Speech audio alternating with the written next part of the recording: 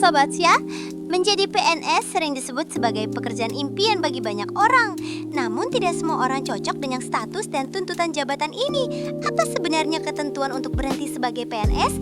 Selain atas permintaan sendiri, apa saja jenis pemberhentian PNS menurut peraturan yang berlaku? Yuk kita simak jenis-jenis pemberhentian PNS berikut ini. Slide pertama, pemberhentian karena mencapai batas usia pensiun. Pada umumnya, setiap PNS otomatis diberhentikan setelah mencapai usia pensiun yang ditetapkan, yaitu 58 tahun untuk jabatan fungsional dan 60 tahun untuk jabatan administrasi. Ketentuan ini memastikan regenerasi dan peluang karir bagi generasi berikutnya.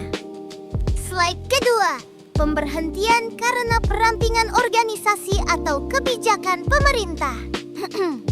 Jika instansi melakukan restrukturisasi, misalnya menyederhanakan unit kerja, sebagian formasi PNS bisa dihapus.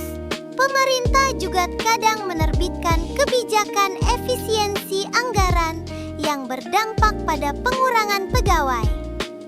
Slide ketiga, pemberhentian karena tidak cakap secara jasmani dan rohani.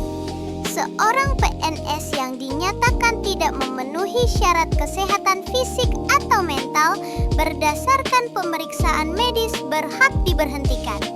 Ini penting untuk menjamin kinerja dan keselamatan di lingkungan kerja.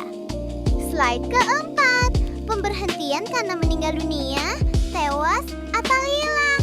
Kasus duka seperti kematian atau PNS yang hilang dalam keadaan tertentu otomatis mengakhiri status kepegawaian. Keluarga berhak menerima santunan sesuai ketentuan.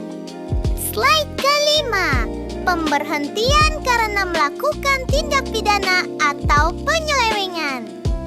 Jika terbukti terlibat korupsi, suap, atau tindak pidana lain, PNS tepat dipecat dengan tidak hormat. Tujuannya menjaga integritas dan kepercayaan publik terhadap birokrasi. Slide ke-6, pemberhentian karena pelanggaran disiplin. PNS yang melanggar aturan disiplin berat seperti mangkir berkali-kali atau membuat kerusuhan bisa dikenai sanksi hingga pemberhentian. Ini untuk menegakkan tata tertib birokrasi.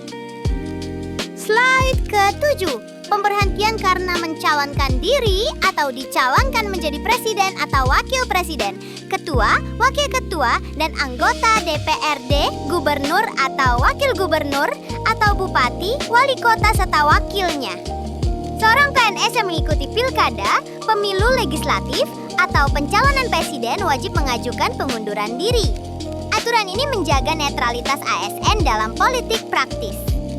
Slide ke-8, pemberhentian karena menjadi anggota dan atau pengurus partai politik. Menjadi aktor formal dalam partai politik juga memaksa PNS berhenti. ASN harus bersikap netral sehingga tidak boleh terlibat struktur atau kepengurusan partai. Slide ke-9, pemberhentian karena tidak lagi menjabat sebagai pejabat negara. Jika seorang PNS menduduki jabatan negara, misalnya menteri atau duta besar, dan kemudian lengser, ia otomatis diberhentikan dari status PNS. Kebijakan ini menghindari tumpang tindih jabatan. Demikian Sobat Siap, ulasan lengkap mengenai jenis-jenis pemberhentian PNS. Semoga informasi ini bermanfaat dan menambah wawasan Anda. Jika ada pertanyaan atau ingin berdiskusi lebih lanjut, tuliskan di kolom komentar ya. Sampai jumpa di konten selanjutnya.